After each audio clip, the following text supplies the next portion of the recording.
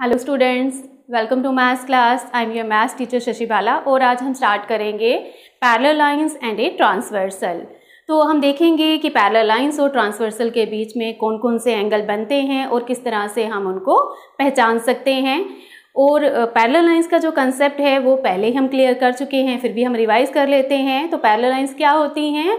Parallel lines ऐसी दो lines होती हैं, जो दो से ज़्यादा भी हो सकती हैं, जो आपस में कभी मीट नहीं करती हैं, वो कभी आपस में मिलेंगी नहीं और उनके बीच का जो डिस्टेंस है वो हमेशा बराबर रहेगा, चाहे उन लाइंस को आप इन्फिनिटी तक एक्सटेंड कर दें, लेफ्ट साइड से चाहे राइट साइड से, तो वो लाइंस कभी भी आपस में मिलेंगी नहीं।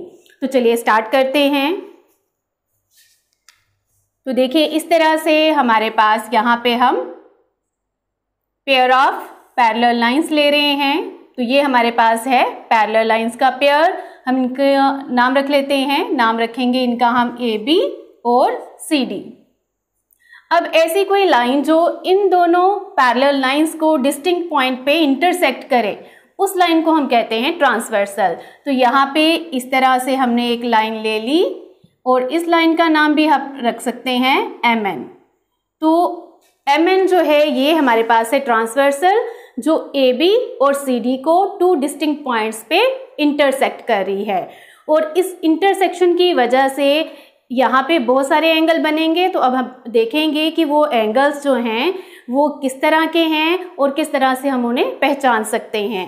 तो देखिए, यहाँ पे आप देख रहे हैं डिफरेंट टाइप ऑफ एंगल्स बन रहे हैं। तो हम क्या करेंगे, इसको समझने के लिए हम यहाँ पे इन एंगल्स की नंबरिंग कर लेंगे। तो नंबरिंग कर लेते हैं यहाँ पे 1 2 3 4, इसी तरह से 5 6 7 8। तो हमने यहाँ पे एंगल्स की नंबरिंग कर ली है और हमने माना था कि एम एन ने ए बी और सी डी को दो डिस्टिंक्ट पॉइंट्स पे कट किया है, इंटरसेक्ट किया। तो मान लेते हैं पी और क्यू पॉइंट पे इंटरसेक्ट किया है। तो ट्रांसवर्सल लिख लेते हैं हम। ट्रांसवर्सल क्या होती है? Transversal is a line which intersects two or more parallel lines at distinct means अलग अलग, different, distinct points.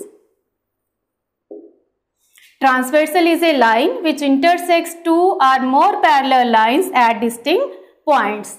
तो ये है हमारी ट्रांसवर्सल की डेफिनेशन। तो अब यहाँ पे जो एंगल्स बन रहे हैं, तो आप देख रहे हैं यहाँ पे जो एंगल्स बन रहे हैं, यहाँ पे टू टाइप्स ऑफ एंगल्स हैं। आप देखिए, ए बी और सी डी जो लाइंस हैं, इनका जो इंटीरियर पोर्शन है, इन दोनों के अंदर का जो पोर्शन है, यहाँ पे एंगल है 3 4 5 6। तो इन एंगल्स को हम कहेंगे इंटीरियर एंगल्स। आपकी जो दो पैरेलल लाइंस है ए बी और सी डी, उन दोनों के बीच में, उन दोनों के बीच वाले पोर्शन में जो एंगल्स बनेंगे उनको हम कहेंगे इंटीरियर एंगल्स। और इस लाइन के अपर पोर्शन में और सी डी के लोअर पोर्शन में जो एंगल्स बनेंगे इनको हम कहेंगे एक्सटीरियर एंगल्स। तो यहाँ पे देखिए 1 2 7 8, ये एंगल जो हैं यहाँ पे एक्सटीरियर एंगल्स हैं। तो हम यहाँ पे लिख सकते हैं देयर आर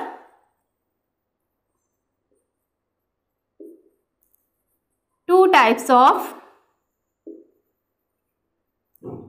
angles formed, और हम लिख लेंगे यहाँ पे एक्सटीरियर एंगल्स। और एक्सटीरियर एंगल्स में कौन कौन से एंगल है वो लिख लेते हैं हम। Angle 1, angle 2, angle 7, angle 8 and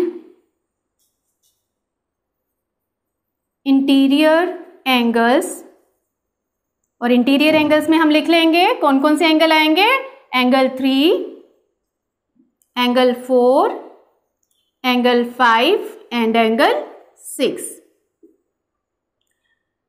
अब हम देखेंगे कि ये जो एंगल्स हैं ये किस किस तरह के एंगल बन रहे हैं। अब इनको पहचानने के लिए कुछ हमें ट्रिक्स याद रखने पड़ेंगे। आप देखिए जिस तरह से हमने किया था वर्टिकल अपोजिट एंगल्स, तो उसमें हमने क्या याद रखा था, एक्स। हमने वहां पे एक्स अल्फाबेट याद रखा था कि एक्स शेप में जो एंगल्स बनते हैं वो होते हैं वर्टिकली अपोजिट। तो इसी तरह से यहाँ पे हम याद रखेंगे अल्फाबेट्स। सबसे पहले याद रखेंगे एफ, तो यहाँ पे बनेंगे एफ शेप में इस तरह से, यहाँ पे एक एंगल होगा और यहाँ पे ये एंगल होगा। तो इस तरह के जो एंगल्स होंगे उनको हम कहेंगे कॉरेस्पॉन्डिंग एंगल्स। तो यहाँ पे हम नोट कर लेते हैं कॉरेस्पॉन्डिंग एंगल्स। इसी तरह से आपका बनेगा जेड अल्फाबेट और वहां पे एंगल यहाँ पे बनेंगे और इस कॉर्नर पे, इस वर्टेक्स पे बनेंगे और इनको हम कहते हैं अल्टरनेट इंटीरियर एंगल्स। अब देखिए अल्टरनेट इंटीरियर भी होंगे और एक्सटीरियर भी होंगे, तो यहाँ पे हम दोनों तरह के एंगल्स देख लेंगे कि इंटीरियर एंगल्स में कौन से एंगल आएंगे यहाँ पे और एक्सटीरियर में कौन से आएंगे। थर्ड आपका बनेगा यहाँ पे, आप इसको ई शेप एंगल भी कह सकते हैं या फिर आप इसको सी शेप एंगल भी कह सकते हैं। तो ये होते हैं कॉन्जिक्यूटिव एंगल्स।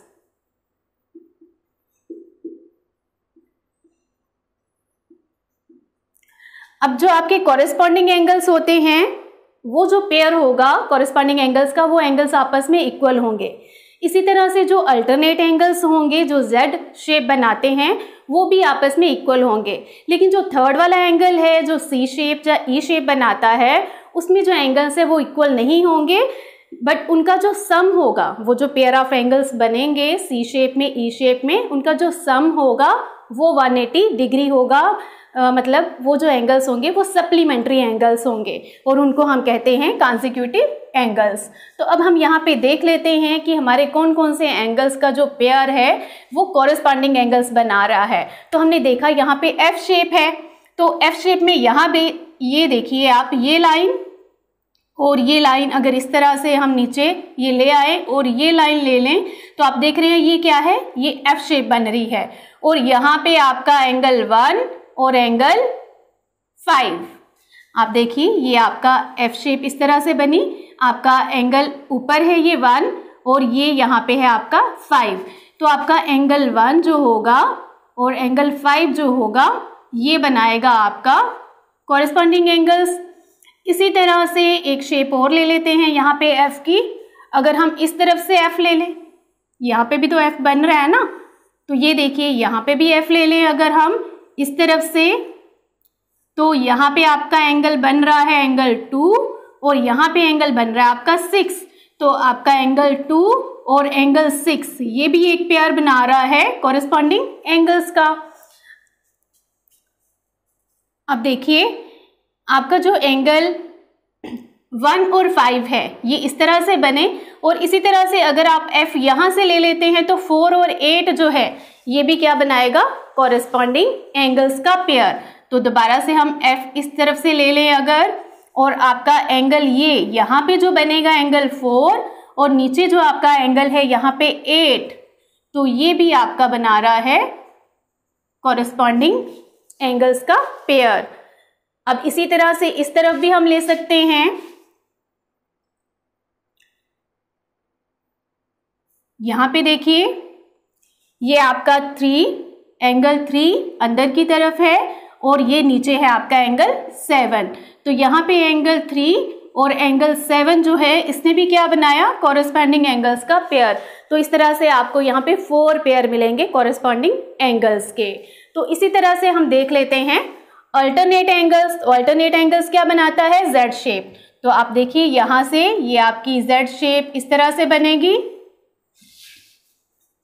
तो फर्स्ट यहाँ पे हमने इस तरह से ले लिया, ये आपका क्या बना, यहाँ पे एंगल 3 और ये एंगल आपका 5। तो ये आपका एक पेयर बन जाएगा एंगल 3 और एंगल 5 का।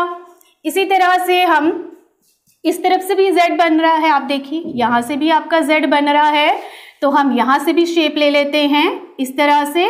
और यहाँ पे आपका एंगल क्या है, यहाँ पे देखिए एंगल क्या है, 4, ये आपका 4 है और इस तरफ आपका एंगल क्या है, 6। तो ये एक और पेयर बन गया 4 और एंगल 6 का। तो देखिए इसी तरह से आप जो है अल्टरनेट इंटीरियर एंगल्स ले सकते हैं। ये आपके इंटीरियर होगी तो इसी तरह से आप एक्सटीरियर भी ले सकते हैं। तो एक्सटीरियर में क्या आ जाएगा, आपका एंगल 1 और एंगल 7 और एंगल 2 और एंगल 8। तो इसी तरह से एंगल 1, तो 1 का एक्सटीरियर क्या आएगा, एंगल 7, और इसी तरह से एंगल 2 और एंगल 8। तो ये आपके जो हैं ये एक्सटीरियर अल्टरनेट एंगल्स हैं, और ये भी आपका एक्सटीरियर अल्टरनेट एंगल्स हैं। अल्टरनेट एक्सटीरियर एंगल के ही है, एक्सटीरियर अल्टरनेट एंगल्स के ही है। तो ये आपके यहाँ भी 4 पेयर्स बन गए। अब उसके बाद हम लेंगे कॉन्जिक्यूटिव एंगल्स। तो कॉन्जिक्यूटिव एंगल्स क्या है, जो ई शेप बनाते हैं या सी शेप बनाते हैं। तो अब हम देखेंगे यहाँ पे ई शेप या सी शेप कौन से बना रहे हैं एंगल। तो इस तरफ से अगर हम देख लें इस तरह से, ये देखिए आपका एंगल 4 और एंगल 5। तो यहाँ पे हम इस तरह से ले लें, यहाँ पे एंगल 4 और ये एंगल 5। ये देखिए आप एंगल 4 और एंगल 5 दोनों यहाँ पे। तो ये आपके क्या बन गए, एंगल 4 और एंगल 5 बन गए कॉन्जिक्यूटिव एंगल्स। और इन दोनों एंगल का जो सम है वो होगा 180 के बराबर। इनको हम सप्लीमेंट्री एंगल्स भी कहते हैं। तो उसके बाद इस तरफ से देखिए, इस तरफ से भी ई बन रही है आपकी। तो ये देखिए यहाँ पे एंगल 3 और यहाँ पे एंगल 6।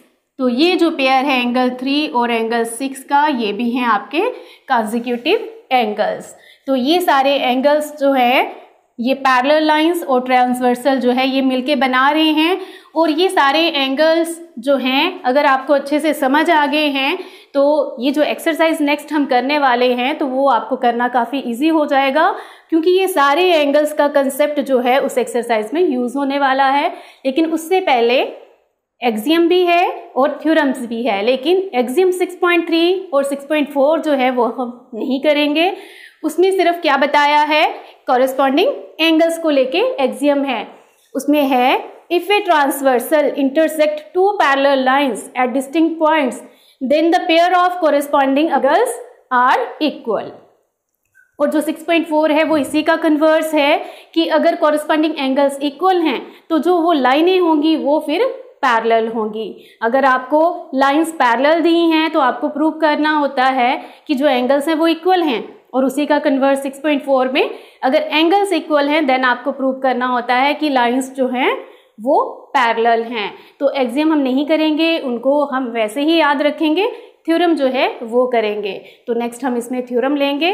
तो ये सारे एंगल्स जो हैं ये आप अच्छे से इनको समझ लीजिए, इनको माइंड में सेट कर लीजिए, क्योंकि ये नेक्स्ट आप जो एक्सरसाइज करने वाले हैं उसमें ये सारी जो कंसेप्ट हैं यूज़ होने वाले हैं। Thank you students.